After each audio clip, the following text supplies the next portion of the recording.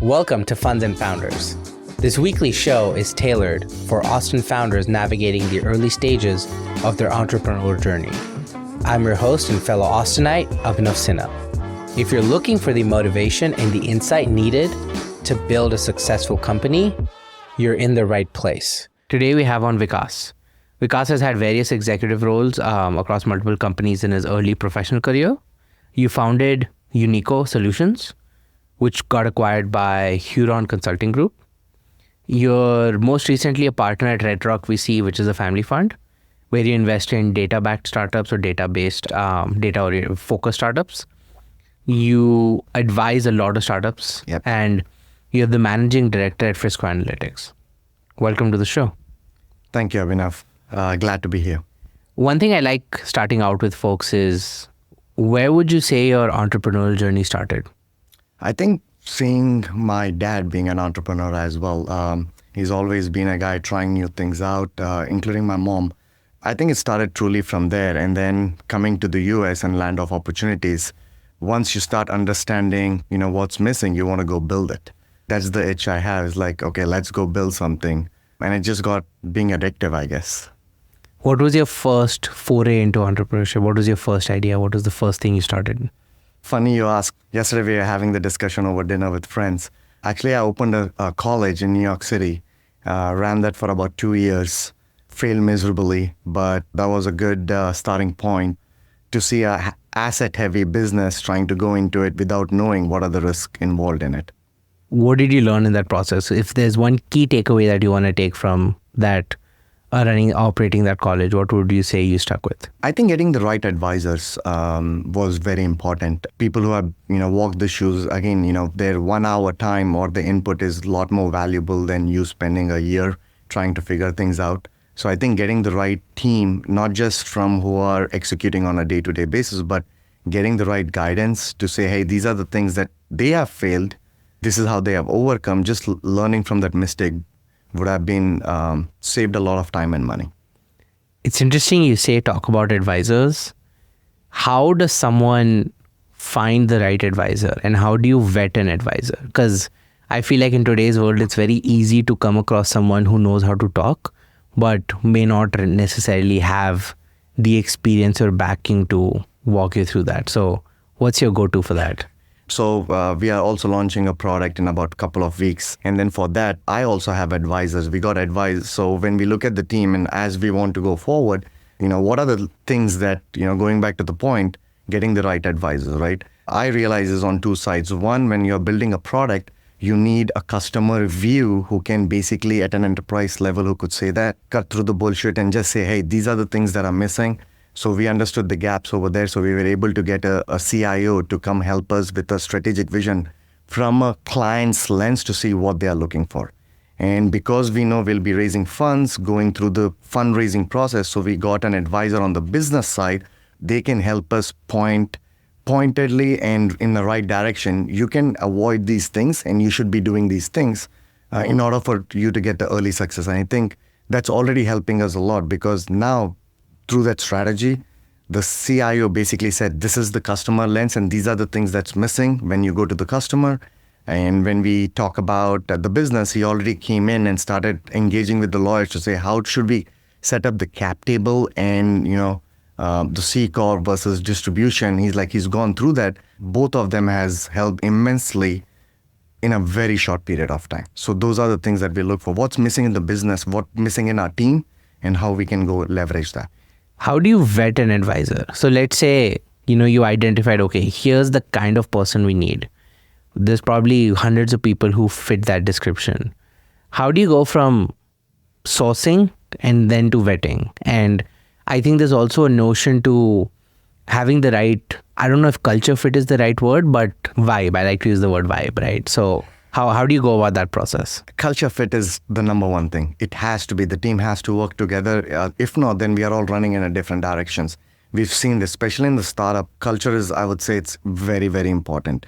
And when we are going through the vetting process, for us, it's like, have they gone down this path before us?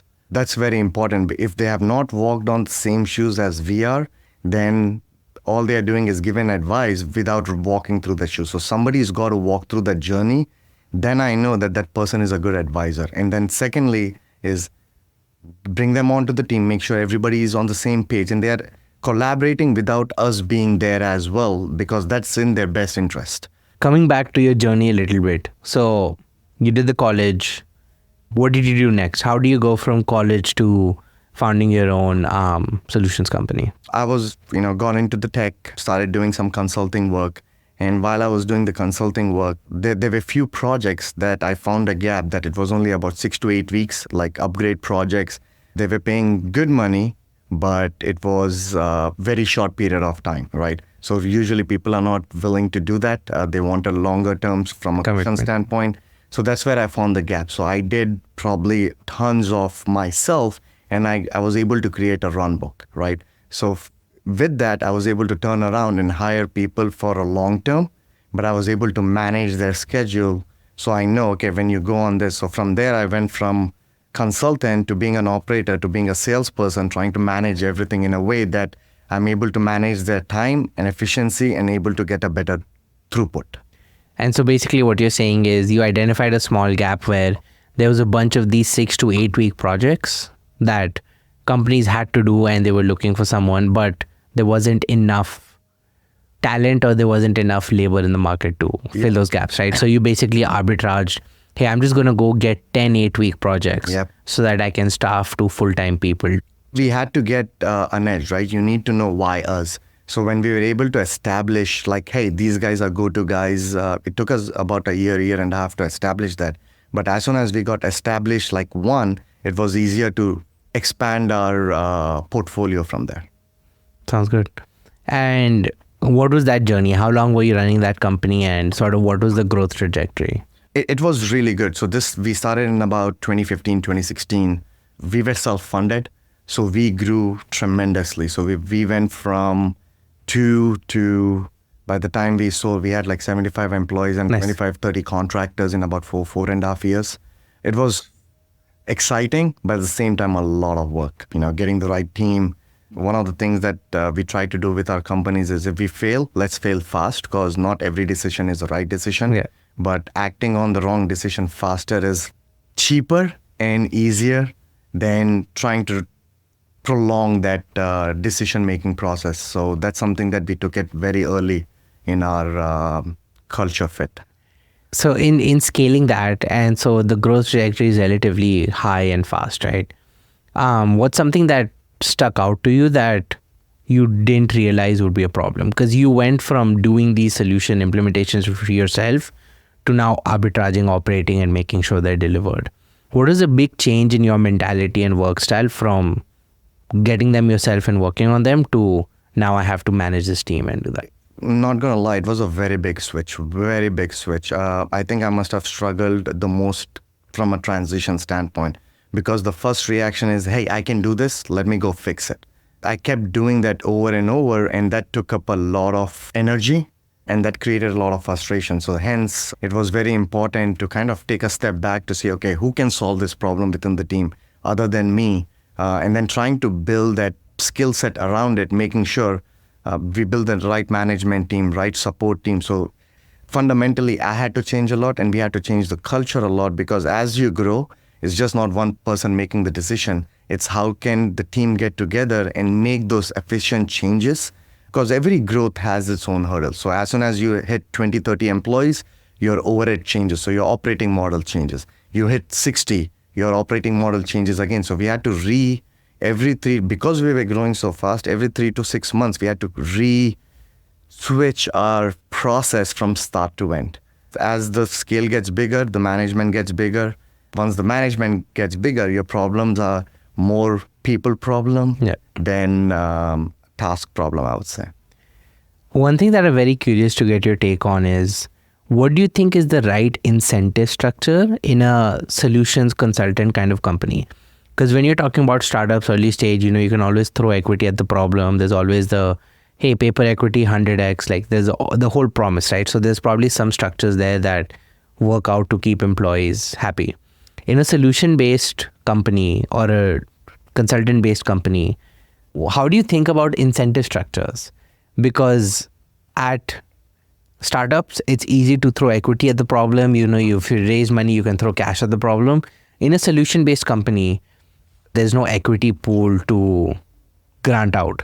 So how do you think about incentive structures to keep people aligned, keep them motivated, as well as keep them with you for a longer duration? Because with employment here being at will employment, someone can tell you tomorrow that, hey, I'm done, but you still need to deliver the client project. So how do you think about that incentive structure in a solution-based company? So in my previous consulting too, I was a sole single founder as well. As I'm trying to create another company, so it's, if it's a product company, ESOPs comes in place. When it's consulting company, if they need a partnership, they need to add to a top line and the bottom line. That's how I would look at it. What kind of a tremendous value add that you're bringing to the top line or the bottom line. When you say partnership, you mean if they want a piece of the company, right? Yes. Yeah. And that always goes back to, if you hit these numbers, we can talk, right? Because that's where the added value comes in. When I'm consulting, it's a commodity play. When we are talking about the commodity play, they are, at least from my experience, what they are looking at, how much they can take home by end of the day. So having that right balance, even in our previous company, the employees never had to come and ask. So I can give you an example. One of our senior members who happened to really accelerate, we hired him as a consultant. Within a year and a half, he was actually running one of my largest projects. He never had to come back and ask us, hey, can you give us an extra money or something? He's adding value. He was like a glue on the delivery side. So we went to him and said every 3 to 4 months, we went to him, hey, you are adding value here. We brought in extra, so we want to take care of you, right? Yeah. So at the end of the day, as long as you're able to match their expectation, and it all comes down to dollar value, right? As long as you're able to do that and state the facts, hey, because of this, I think that's how we were able to keep our employee retention as well. Because as long as they are doing the billable work from the consulting standpoint, it all comes down to billable work, right? As long as they are keep matching their billables, they are exceeding it.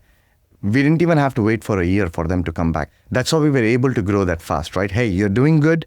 Let me come and incentivize it. As long as we did that, that's what it helped us grow to that scale too, in the double digits. Well, so when you talk about billable hours, and this is just, again, more personal learning, don't know if anyone listening cares about consulting companies, but how do you think about ROI on a per employee basis, right? Because when you're running a solutions and consulting company, let's say you're paying employees on average of X.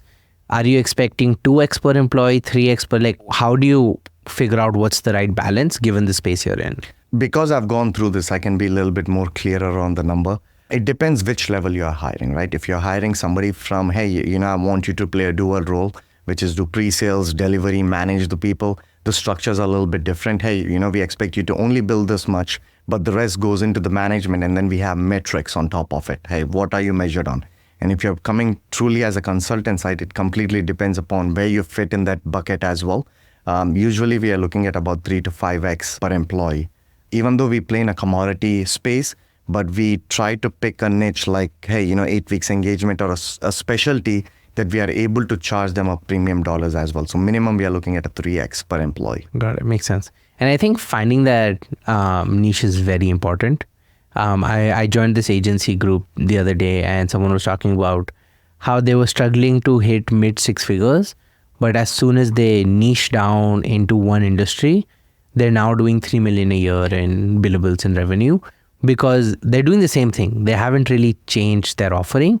They've just said how we do SEO and SEM for X versus we just do SEO and SEM. They say no to clients as well because they have so much inbound on just this, and they've proven and they've delivered results. But I feel like niching down, even if at the core of it, your solution and deliverable is the same, I think what it does is it tells the customer that, oh, hey, you specialize in my industry, I'll feel more comfortable. Yeah. Even if their output is lesser than this other person's output, just because they're like, I do only your industry, it's just a sense of secure. It's a human intention that you're capturing. People get better at it doing one thing over and over again. 100%. When you're able to go in and deliver this high quality projects in a short amount of time, there is no guessing game, right? When we go out there, we say we are doing X project because we have delivered it so many times, we can basically guide the customer. That's what they are paying us for, right? So our job is to tell them, hey, before even we get started, these are the checklists. We want it to be ready. These are the things. So we are able to lay out the next 5 weeks, 10 weeks without even their input from a skeleton. And we can break it down. This is what our team is looking for. These are the documents that are missing, so that we can start collaborating. So from day one, we are proving that we are value added and a partner that they can rely on so they can bring our expertise. We are not doing a staff org where they are telling us what to do. This is where we come in. Hey, we understand the product better. We understand how to wrap the product around. You understand your domain. You understand your data, right? So now how do we find a middle ground and what's the North Star we got to achieve? So I think that's what we try to focus on our sales cycle more than anything else. Makes sense.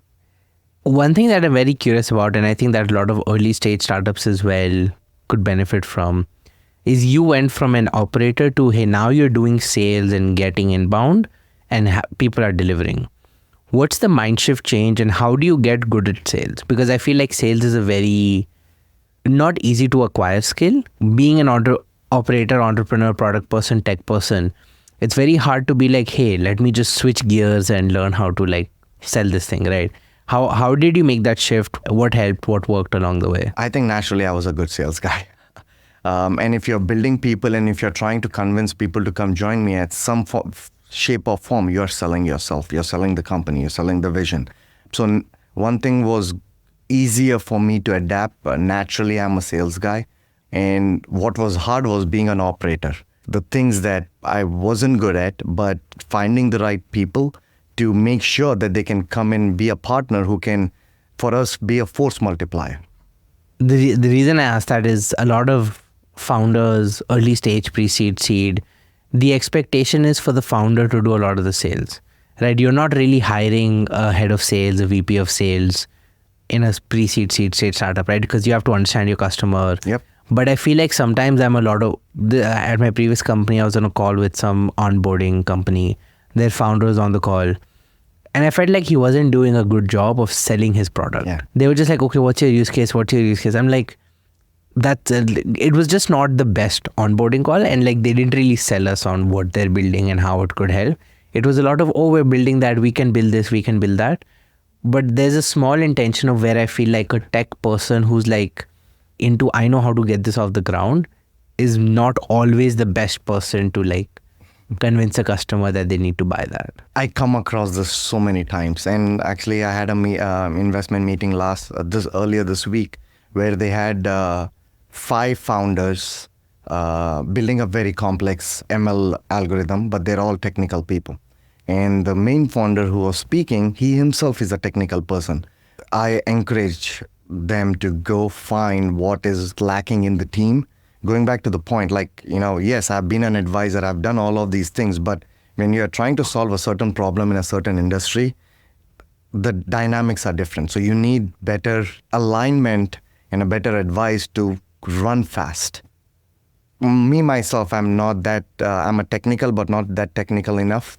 So for me also, I have to go, find a co-founder who's good at his job, right? And they can come in and say that this is how this needs to be done. And finding that the balance, because now the product that we are building is super technical product with embedded linking.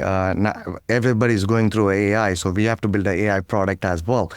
So I know I can do the sales part, but who's going to do the technical part? I think it goes back to the same question. If they are technical, if they're not able to convey the message efficiently, they should be able to find that gap and bring somebody that they should be able to do it. Them trying to go sell it themselves, I think that's where a lot of founders spend a lot of time. I don't think it's counterproductive. And I think also to that point, when you're super technical, you start selling the tech, not the outcome. And the tech really doesn't matter, right? Yes. Like a lot of guys who come to me like, I need to build an app. I'm like, okay, what do you need? Like, I want this and this and like all this user permissioning. I'm like, based on what you're telling me, I feel like an Excel sheet works. It helps you validate that you can solve this problem. Yep. Once you have that, I'm happy to build you everything else. But it's not worth spending the time and money to build out enterprise level software for an idea that you haven't even validated from anyone. And I feel like that difference, because a technical person really falls in love with the tech. Like, look at how this is like this model built and this and the response. I'm like, all that's great. But if the person using it doesn't get what they want, could matter less whether you have the Spot best on. model or not. And even when we invest or when I start a new business, I look at two things that's got to be very, very clear to me. And we are looking from a client standpoint, right? It has to save in one of two ways. Either if you implement a product or services, it needs to at least save you time or money, right? When I say time, maybe you have 10 people from different departments working on it. If we implement the solution, can we bring down the time that they are able to be much more productive? Or is it saving you cost? And those two has to be very clear because that's what the buyer is looking for. Yeah. Buyer is not looking for, hey, is it a fancy button over here? You give them a functional product that solves one of these two things. That's what they are looking to buy, not the tech that I think they can get 3 engineers to build the tech too. Yeah. I think outcome-based build, because there's a lot of like, hey, I know this is needed. Great. But is it essential? Am I going to need it right now? If I have to cut costs, are you the first thing I cut or not? Understanding where you lie in the spectrum allows you to make better decisions. Because last year when the market was bad, people were cost cutting. They got rid of all this duplicative SaaS. And now companies who are doing 10, 20 million ARR a year, they're like, all my contracts, no one's renewing. And you have to really understand where you lie in the spectrum because that determines how much effort you put into sales versus building good tech versus convincing them that, there is enough value add. And those things got to be clear. If it's not clear, and I think getting validated from the customers early on, even it can be your design partners who can come in and guide you through, hey, can you do X, Y, and Z? And that becomes our pillar to move forward to. Yeah, 100%. Going back to your journey, you're building out the solutions company and you decide to get acquired. How did that come about? Why do the acquisition? And tell me something about the acquisition process that people assume is super easy, but took you guys a lot of time. It took us a lot of time. The way it came about it, again, going back to the point, we created a niche within the market. We started doing cloud in 2016, 2017, where we didn't have the talent pool in the market that we had to go and build that talent pool. So that was one of the things that we were able to build. And one of the reasons the companies wanted to buy us is we had 100 plus people with the cloud expertise, and that's where the industry was going. That was a very niche play that we were able to capture it. We are channel heavy partners. So we are not going out, hey, we can give you this body or that body. We go in from a focused solution. So we were able to create this talent pool that had 100 plus resources that now they can repurpose, right? When I say repurpose, they can get a better ROI on the same resources what we were getting. So they had a better network. The process was lengthy. It took us 6 months, 7 months. But on the other side, the blessing, they were such an amazing company to work with. One of the hurdles that we had is we wanted to go get the banker who could help us with the M&A process. And what we realized is like all that person was doing is crunching the numbers and coming back to us. Some percentage of the number, right? And it was more back and forth and I had to do the follow-up. And what realized is, hey, I think we could do this ourselves. So instead of relying on external forces, we took on that management role. And anyways, during this process, we had certain things that you couldn't hire this many people because we were deep into it. We did the M&A process. Me and my team got together, we worked on it. And that's how we understood our business better as well as we were putting. We worked with the lawyers. E&Y did the financial audit. So we had to work with the E&Y team. The good thing is because we knew our business so well, we really knew inside out, which employee was working there, the throughput we had, even at a size of 100 employees, the Huron was surprised on how we had tools and systems in place rather than operating on the Excel. So we had all the reports. So it was a little bit easier for us to get things together. The process was lengthy and stressful. But as we were going through it, it made it a little bit more easier because they were working with us. Nice. It's not like, hey, why is this? So once we realized that they are our working partners, things were much more easier. It wasn't as stressful as we thought it would be. One thing I'm very curious about is, SaaS multiples go anywhere from 6x to 15x. E-com multiples are like 3x revenue, 4x revenue, I think nowadays. What is the multiple on a consulting company? Because at the core of it, in my understanding, correct me if I'm wrong, is you have a cap on how many billable hours you can make, which caps your potential revenue at whatever size you're at.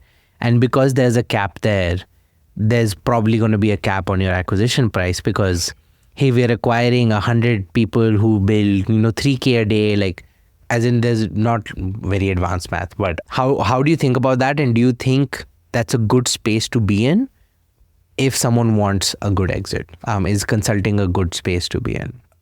For me, it is, because I've learned a lot of lesson learns and trying to improve it. I can't speak for others. For me, it's a good multiplier because they're not just buying from an output of, how many people they can get, right? Yeah. So the way some companies, after the acquisition, learned a lot in why they buy, how do you repurpose it.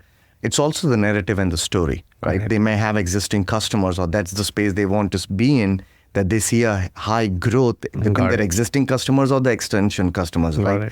Or do they have projects that the customers are asking internally that they can't service? They can't service, but they know that once they get in, they can get a bigger pool, right? Because that's the power they have. Got it. The same customers who were saying that, hey, X dollar amount is, a little bit higher than nickel and dime.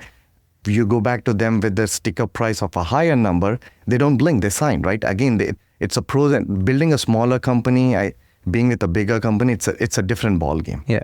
And I think that's a good point that you mentioned, because whatever the multiple or revenue is, the company has its own motive, right? Is, hey, okay, let's say we spent 10 million to buy this.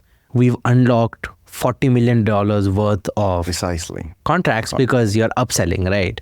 And I think in the bigger picture, it probably makes a lot more sense for them, right? But yeah. That's what happened. As a matter of fact, we were able to go in with their existing customers as well, because when you go with the bigger company, they don't even have, they not only have the bigger client pool, but they also come up with a certain trust with the customer as well, where, hey, we'll take ownership of it and then we'll deliver it. That relationship matters a lot. And now we are going from contracts from $500,000 to $1 million. All of a sudden, the same existing customers are unlocking $5 million of client, right? Yeah. And now once they get the same project from one customer of $5 million, now it opens up a bunch of success stories. Now you can go to different verticals. Yeah, I like that.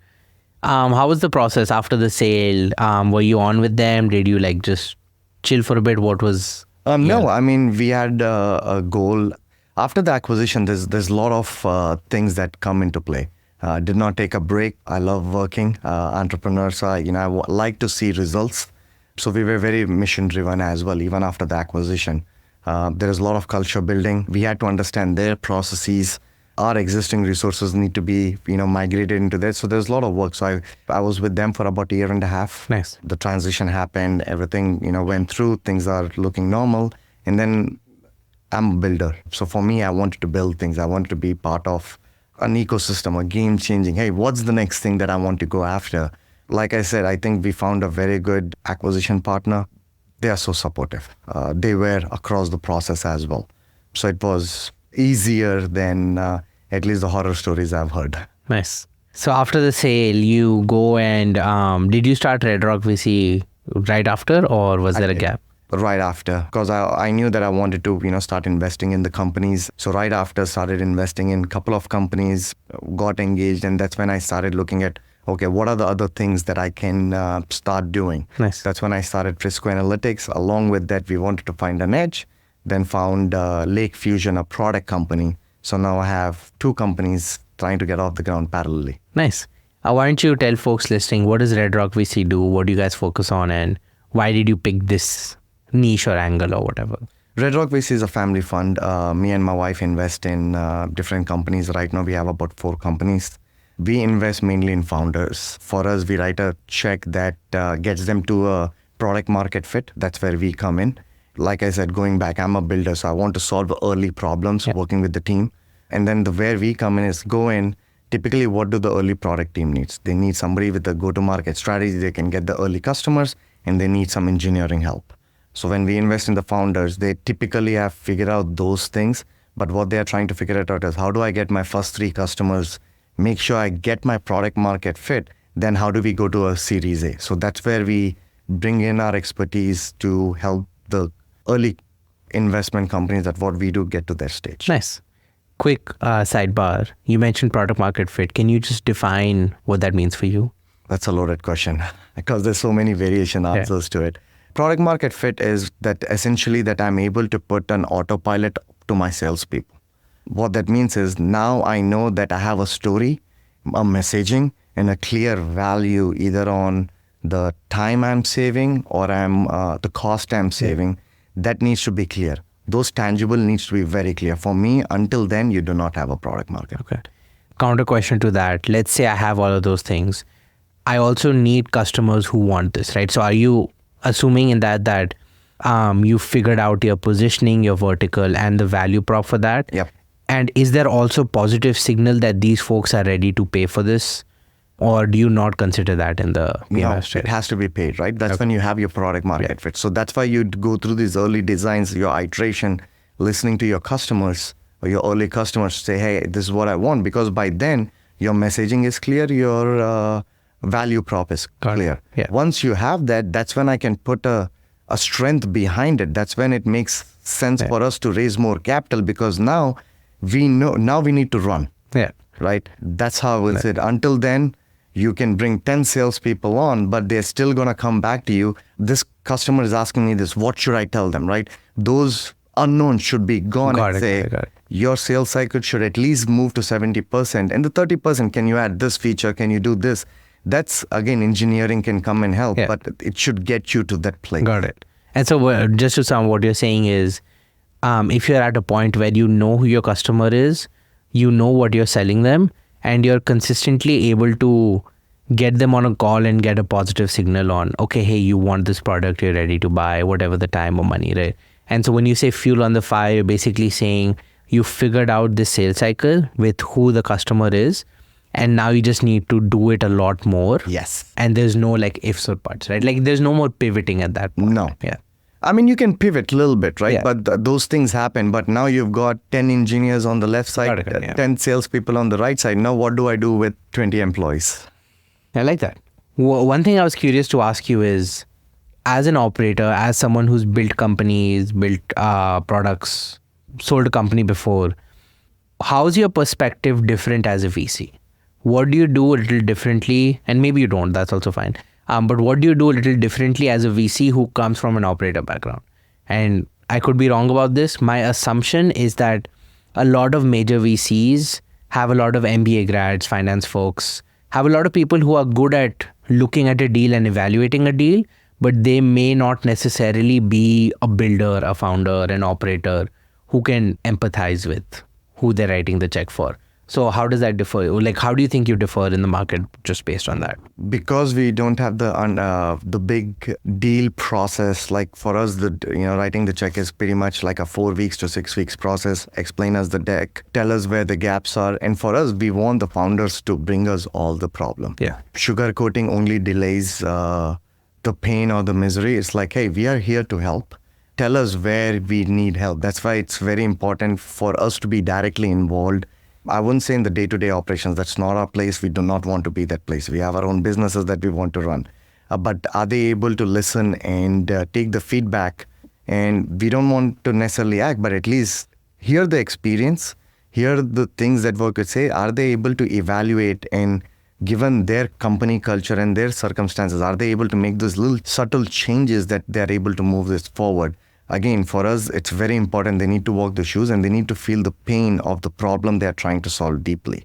With the startups, with my own experience, I can tell you, every day you wake up with problems, right? Can they wake up on a consistent basis, deal with that on a daily basis? As long as they're able to do that, for the most part, your problems are solved because now you have somebody determined to solve those problems. As soon as you lose hope from that side, I think that's where things start going all over the place.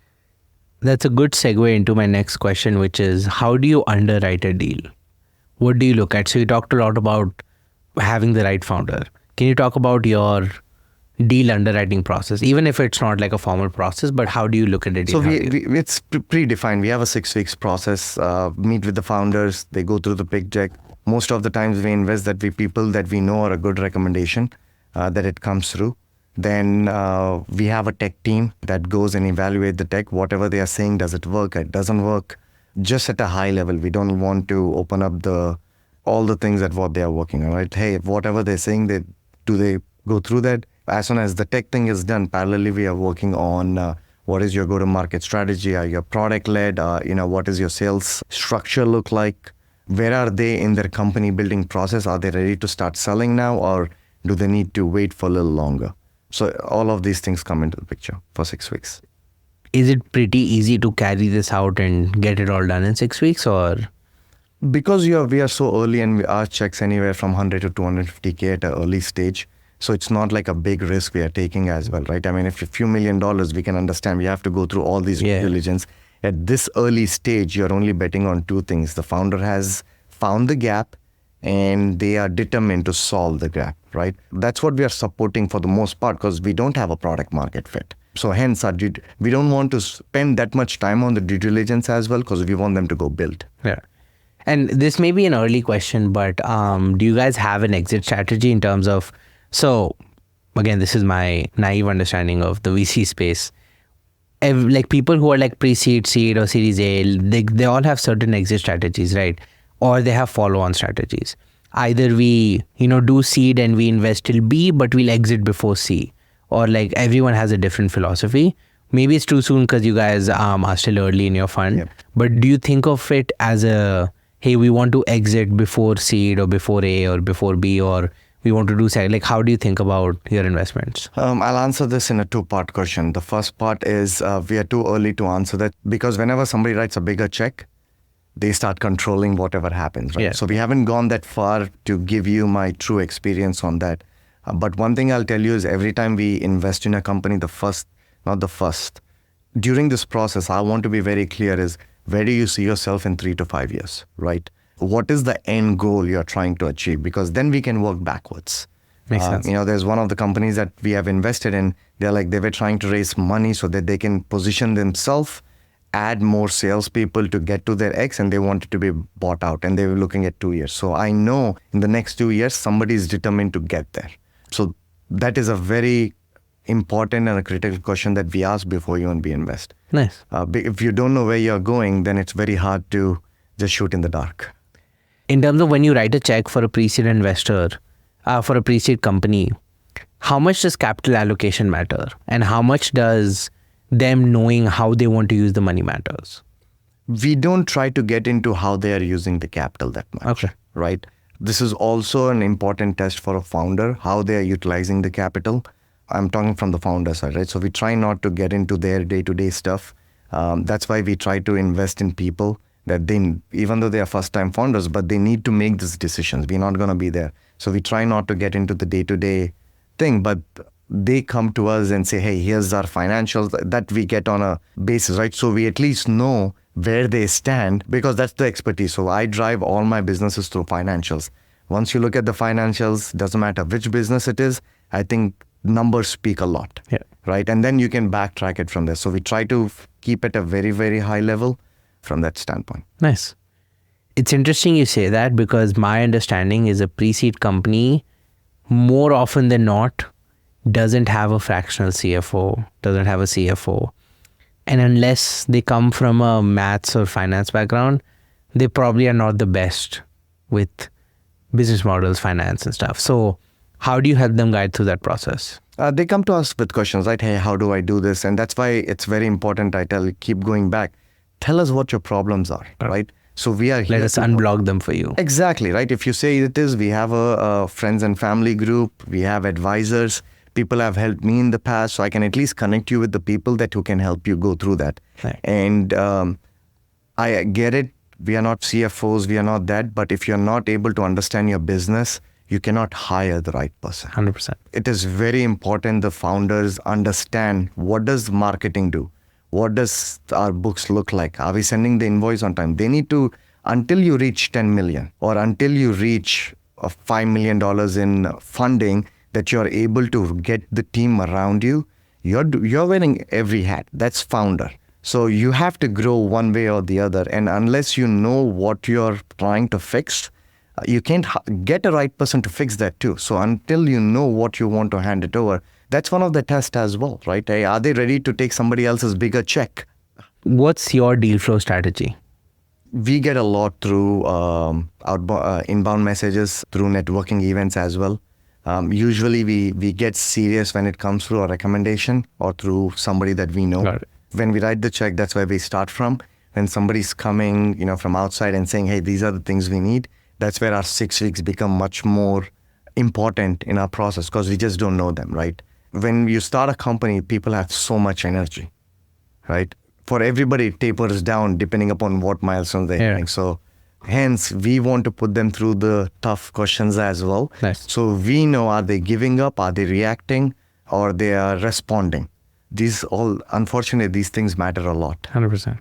When you look at a deal, let's say you look at someone's deck or business and you find something fundamentally wrong with whatever they're doing. Do you tell them that? Because I feel like when someone's coming with an idea, they're very tied down to the idea. They love the idea. And so they're not the best with getting told that, hey, this idea is kind of shit, right? Where do you stand on that? And I'm just curious because you probably see a lot of deals and there's probably 10% of deals that are like, I know this is not going to work for XYZ reason. Do you tell them? Do you just like ignore? What's your... For me, I would rather rip the bandage, tell them again, when I say that also, it's my perspective, right? And I try to be as honest as possible, even when we are writing the check or even we are through this early process, because if we are not honest, how do we expect them to be honest, right? 100%. So if I don't like something, I'm like, hey, this is what I don't like. Can you come back to it with this structure so I can understand better, right? Maybe I'm missing something. So for us, even the transparency matters a lot. Yeah, makes sense. And I think that's very key because one of the reasons I want to have a lot more investors on as well on the show is I feel like founder-investor dynamic has to be two-sided. Yeah. It should never be the VC side is telling you, hey, go do this, go do that. And I feel like founders, when they want money, they'll take a check from anyone because, situation. Yeah, and it makes sense. I'm not saying don't do that. But when that VC becomes a pain in the ass because you don't think on the same lines, they want you to go in a different direction, you have a different idea, and it just becomes a bad relationship at that point. Absolutely. And I feel like it's very important for founders to also evaluate who's writing them the check and how can that person be helpful, like you said. But I don't think enough founders spend that time and effort to really evaluate a VC. Especially when you're super early, you need cash, someone's writing your check, you'll take it, right? Like, why not? But hopefully, if I'm able to get more folks on, the idea is talk through like we did, your thinking process, how you help, how you don't help. And maybe someone listens and they're like, I really like how this person talks. Let me try to get an intro to them because that would go a lot further than angels who are writing you 25K checks and who are AWOL after they write you a check, right? But no. We don't get into the day-to-day. We prefer not to. It's their business, but we want to know what's going on. Yeah. And as long as they send us the report, we know that they're not going under. Those are the things that we at least look in the deck. It's like, what is the runway do you have right now? Yeah. If you don't have that, okay, where can you do some cost cutting somewhere so you have a longer run, right? 100%. To get to that. So those are the discussions I think we need to have. We have. Day-to-day is not where we want to be as well. It's their business. Let them run it. I like the perspective of, hey, tell me where I can help you and I'll try to help you, right? If you don't need help on something and you're on track, like there's no reason for someone to butt in and like redo your workflow, right? So while doing this, while investing, tell us more about Frisco Analytics, and you mentioned another product company as well. Yeah. What are you doing? Why did you start these? So started Frisco Analytics for two things. One, I wanted to be a global company, have different regions. Just recently did a trip to Dubai, India, Asia, Philippines, I think, just trying to understand the local markets over there. And with the thesis behind this trying to start a global company is we are a channel-driven partner. With that, we found two things that we found was, hey, with the new AI, LLM, and because of the COVID, there was a big spike in newer SaaS companies coming onto in the market. Some stuck, some are struggling. It's a variation of it. So what we've decided to do is, hey, we'll partner with revenue with $1 billion and up company. And that's when we started looking at Databricks because they're doing extremely well and they are in a very growth market. So we looked at Databricks. And then the other side, what we wanted to do is when these new products are coming in, we are building AI LLM products. We are finding it hard to find those resources over here in a developed market, let alone on the emerging markets. How are they tackling these problems, right? When you go to MENA region or Asia Pac, like there's still a talent pool, but it's very limited. So that needs to be served at that level. So what we wanted to do is, partner with a billion-dollar revenue company and then Series B company that are trying to go to Series C.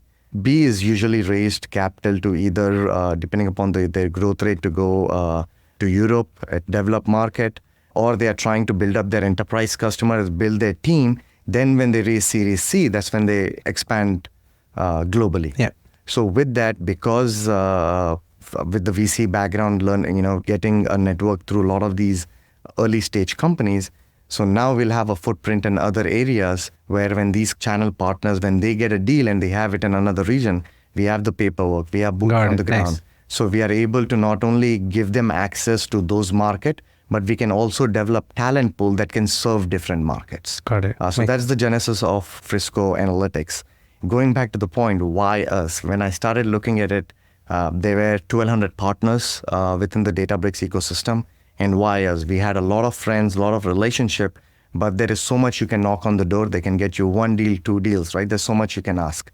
So with that, we started looking, okay, what is another niche that we can find? So with that, we found a master data management, which is creating a unique record within your large data sets coming from different source systems.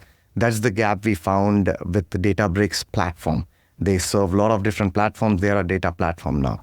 So found that gap. Now we, instead of going consulting led, we decided to lead with a product led company. So hence we have the product launching in about 2 to 3 weeks now. Nice. That's how we are able to not only understand how the entire ecosystem works with the hands-on, now we have expertise on the product side. So now we have the product consulting expertise that through the building this product and getting the right team to build the product, because it's a very complex product to build.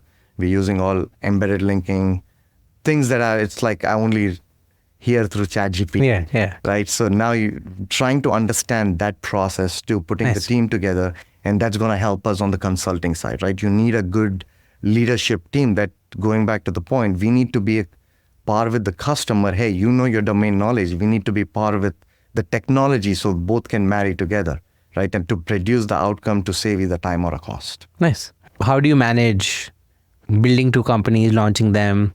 How do you split VC duties? How are you doing all these 4 or 5 things at the same time? It's all comes down to time management, trying to get better, become a better operator, making sure that we have a better time allocation. When you're building the company, the most of your struggle is until you get to 20 or 30 employees. That's when you're going to hit your day-to-day problems. So now my goal is for both the companies on the consulting side as well as the product side. On the consulting side, my goal is to how do I get to 20 employees as quickly as possible. When I say 20 employees, not just hiring them, but being productive and result-oriented employees, right? We've got a good few already, but we want to accelerate to get to 20. That's when we'll hit that good management. So we are able to get away from that. And on the product side, we've got a good team, ex-Databricks team members who are helping us building the product, because even they believe, yes, the gap exists, right? So we needed to bring. So now we've got a product expertise as well, Nice. who understand the platform really well, able to stitch the product together. So now my goal is to how do I get the 3 design partners, right? Let the product team do what they're doing. When you get the right team members, they pretty much deliver because they have the drive. So both have different visions and missions. How do we get there? Once we get the 3 design partners, get the LOI, then it's just a matter of how do we raise capital with the right investors who are in this ecosystem too. So that's the 2. How far ahead are you thinking with these companies? So like if you had to roadmap, have you roadmap 2 years out, 3 years out, 5 years out? Or? With Lake Fusion, I'm looking at about 2 to 3 years of exit. That's an MDM product. That's a product play, gap play. There's a lot of M&A happening within that ecosystem. So I'm looking at about 2 to 3 years on that area. And on the consulting side, I want to build a global consulting company. That's my vision. That's my goal that I want to do. But we are far from it. Hence, it's too early for me to comment, but that's where I want to go. Yeah. But I know within this ecosystem, as I'm talking, as long as you have good projects and a tangible uniqueness, you're still going to be acquired. So I don't know which route I want to go with. Got it. Strategically, whether you exit or not, irrelevant. But have you thought about, okay, in a year I need X, in 2 years I need Y, in 3 years Absolutely. I need... So in that case, how far are you planning? How many years 3 out? years. My planning is always 3 years. Why 3? Your first 6 months, you can kind of see what it looks like. It goes back to the point, is like, what is my exit strategy? What is the next play? Yeah. You're working back from Working potential back outcomes. from there. So I know at a 3-year point, I'm going to be at a place, at least if it goes according to the plan, I'm going to be at a place with 70 to 100 employees, and I'll have a lot of variations that you can go with when you look from a management lens, right? That's where our pivot point is going to come to see, okay, which direction you will want to go. Until you have 7,500 employees, it's not a sustainable business. As long as you hit 75 employees, 100 employees, I think there is a lot of sustainability within the business. That it's very important for us to build a sustainable business. Makes sense. That's why I look at 3 years, because that's the experience I'm carrying from my previous companies. Makes sense. I like to do a couple rapid fire towards the end of the episode. So what are 3 resources that you recommend to, folks who are raising a pre-seed early stage folks? What are 3 resources you'd recommend to them? Podcast, books, tools, whatever. Get in front of as many prospects as possible so you can get their design partners. Make sure you get your right advisors so they can tell you how to structure it, who's walked on their shoes before, right? That becomes important. Third thing is, like how I'm doing as well, get out there. This is also an uncomfort zone for me. This is the first time I'm doing this as well. I've done few interviews in the past. Now my next thing is, how do I go out there and build a larger scale company, not in a small vacuum, but how do I get out there? How do people start believing in you? Hey, this something exists. So I think getting out there and being uncomfortable is part of your job. So you got to figure it out. What is that uncomfortable is, I like and that. try to push. That's when you can know, okay, I can do this too. I like that.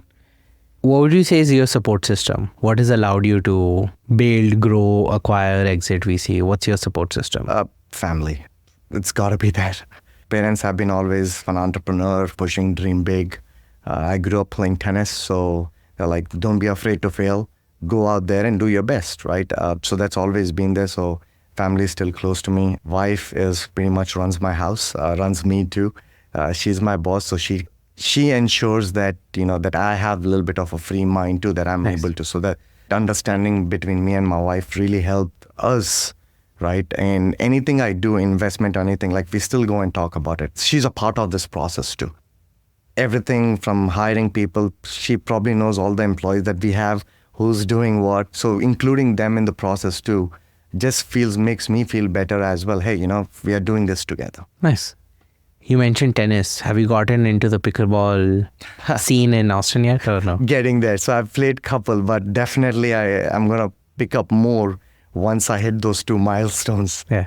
I'll send you something after. It's called Founders League. Okay. Happens twice a year. No. Okay. In Austin, bunch of founders apply. Like I think they just ended their spring thing. So 32 teams of like 2 to 4 people. Awesome. Again, it's entrepreneur focused. Yep. So I think everyone there is building something or the other. Something I found out about recently. The other thing I like to ask is, what's your startup stack? How do you run your companies? What's your tech stack? Is it Google, Azure, AWS, Evernote, Notion? Like, what tools do you use to run your companies day to day? Because we have done this in the past, so I don't tailor my products or what tools that we are using to specific needs. Where I try to go is, where is the market? So we were heavy on GCP before. Yeah. And now we are using very heavy Azure. Okay. And the reason why we focused more on the Azure is when we looked at Databricks client pool, the focus where they are going, their heavy focus or most of their customers were on AWS and Azure. So I have to look at where they are, which market I'm going. Then I build everything around. Okay. And no, administratively and like project management, what do you use for everything? We use Trello for project management, GitHub for code control, Docker for deployments. I'm a big fan of Zoho. Okay. Big fan. I was able to, I don't know why some people have different thoughts. I have my opinions, but... Exactly. Yeah. But it serves good to us, right? Yeah. Because it gives you pretty much most of the tools to get you started. Yeah. They have a good breaking point too. Hey, you exceed this much, that when you need to start paying. That means I've solved my revenue problem. So then I have revenue to go and invest in fancy tools. Until then, this gives me enough 100%. to get it started. 100%. My only pet peeve with Zoho is it doesn't feel like a cohesive professional platform. It works, gets the job done, but every tool works independently.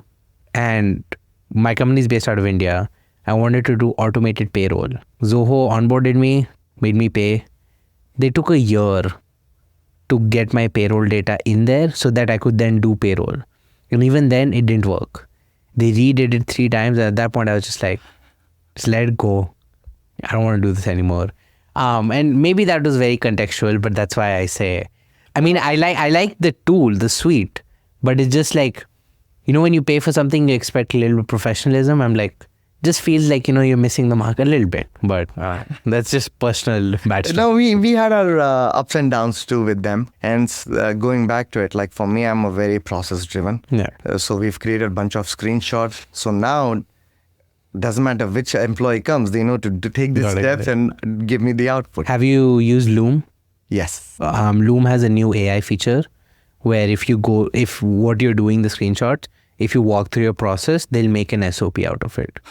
I would check it out. It's pretty cool. It makes your life easier. You just basically document your process and it'll automatically. The output is there. Yeah. Sweet. And I do this bit where I ask everyone a last question from a previous guest. So your question is, what do you think Austin looks like in 2030? What industries have boomed? What have failed? And what is thriving in Austin in 2030? I think we're gonna see a lot of tech startups. I mean, that's we started seeing that already since the COVID time. I think a lot of the brain is moving from California to here. Bay Area is known for building something or the other, so we are getting that. What do you say? That skill set vibe. Yeah. Skill set. We are getting builders over here, right? So we're gonna see a lot of those things. But what I think 2030 is gonna be completely different. How Austin's gonna look. We're gonna see a lot more. Austin's going to spread tremendously. When I say tremendously, I think when I first moved here 5 years ago, I live in Round Rock and it seems like, oh, you're in suburbs, right? And I think we are definitely going to reach to a stage that Domain and maybe a one town over is still going to be considered city. Yeah. And our suburbs are going to move to probably Temple, God knows where. Yeah. And I can see that growth happening already because you need 3-4 companies to become a $1 billion valuation. Next thing you know, they're adding another 3,000 employees. And we started seeing that with manufacturing companies as well. And I think Texas is very well strategically located, right? We are closer to the water. 3 hours to everything, yeah. 3 hours to everything. So I think tax breaks, that helps as well. So I think Texas has a lot to offer now. Because of the COVID, the talent pool has spread across so much. That's number one. And number two, people are used to working remotely now. Yeah. So I think those two things are going to play in Texas' advantages, in my opinion. Makes sense. We just need a better international airport. 100%. They have an expansion coming up, but I feel like it's a shitty expansion. So. Yeah. And I thought that expansion was going to be announced 2 years ago. And I think as long as that airport expansion happens, I don't think Austin can move to that. Yeah. To that degree. There was a big fight because I think South Terminal was privately operated. So I think that was the initial hurdle. So now whoever is doing it now owns South as well. But the expansion is just 3 more gates. I'm like, that does nothing. And there's like some 80,000 square foot space where people can lounge around and shit. I don't think that helps either. But maybe I don't know enough about airport Texas logistics. I think that's the problem, right? I mean, we don't go to airport to lounge there. Yeah. I think there are better places outside to go lounge. But we need better convenience. I think 100%. Even to go to Phoenix, if you have to take 2 flights, that defeats the purpose, right? How do you get businesses here? They do not have direct flights. I think that's one thing I have with Austin. Yeah. I think comparing to Delhi is not the right comparison. But like, you know how Delhi NCR has Noida, Ghaziabad, Gurgaon, and we like insert a map here for people who don't know. But I feel like it'll become that because I know people who drive in from Leander, who drive in from Georgetown and Kyle and Buda. As long as that gets better, easier, more convenient, they decongest some roadways, I think intercity movement will become a lot more. But yeah, I know people who go to Dallas once a week just to like do some business there, right? And like for Texans, a 3-hour drive is like, going down the street. So that's something I will never understand, but yeah. Actually, I'm going to Dallas today. I have some business meetings today. Okay, nice. But it's again going back. It's a 3-hour drive. 3-hour back. So yeah, give me a question for a future guest. What I would ask is, how do you manage tough conversations Okay. with co-founder, important employee? Because that's one of the tough things to do, having these tough conversations and being candid. I'm trying to get better at it, and it gets harder and harder because the stakes are bigger. I'm a no confrontation person, so I try to avoid any kind of confrontational conversation unless it's necessary. I feel like a lot of the times I can get past it by doing other things, but I feel like there's always going to be a time where you got to be like, hey, this is not working, whatever, right? It's definitely a skill set. But yeah, what do you want to plug? What should listeners, where should they find you? What can we link for you? What are you working on outside of Frisco and VC? And right now, I'm going back to it, getting out of my comfort zone. So you can find me on LinkedIn, Vikas Punna. You can add me over there. And I'm focusing more on getting more content out there as well in about a week or two. So you're going to see a lot of data content out there, some management content out there, and more from the funding as well. So we started to work on that too. Nice. And we'll link everything in the description. We'll link your current companies, and then they should be out in a couple of weeks. I'll coordinate with you, and then we'll go from there. Thank you. Thanks for having me. Yeah, thanks for coming on. Thanks for tuning into Funds and Founders. If you're a local Austin founder, a venture capitalist, or just someone who's building and in the middle of their journey and would like to be featured on an upcoming episode, submit your guest pitch to abhinavsinha.podcast@gmail.com. If you have a founder-specific event you'd like to promote on the podcast, you can also reach out to me. If you want to continue to get support through your founder journey, hit the follow button, and I'll see you in the next episode.